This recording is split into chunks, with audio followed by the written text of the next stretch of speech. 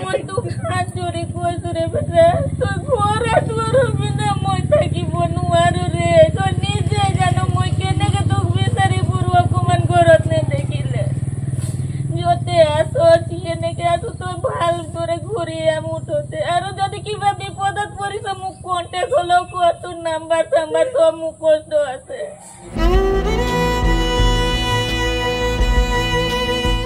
বেটা তুমি যতে আছা তুমি আহি যোৱা, তোমাৰ মাকৰ মোৰ মুখ চাইবিনি।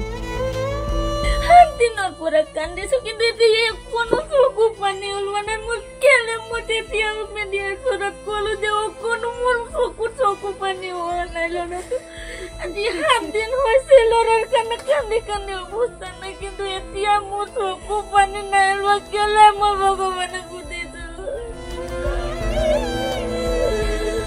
কোনোদিন তেনেকে ল'ৰা কোনোদিন মোক কষ্ট দিয়া নাই, কোনোদিন তেনেকে টেনচনত পেলোৱা নাই। এইবাৰ কি হ'ল ল'ৰাৰ মই নিজে ক'ব নোৱাৰিছো।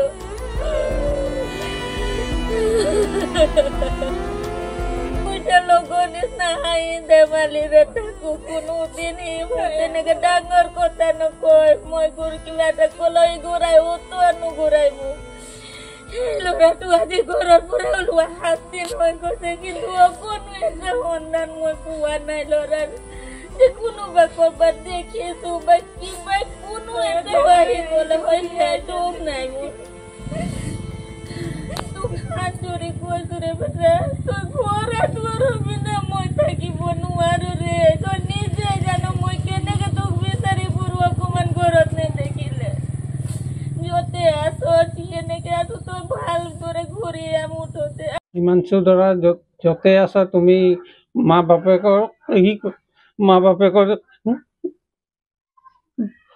বাপেকৰ দেখিছে অৱস্থাটো। মা বেমাৰী আছে, তেখেতৰ মুখটো চাই তুমি আহিব। ঘৰৰ অৱস্থা একেবাৰে বেয়া হৈ গৈছে।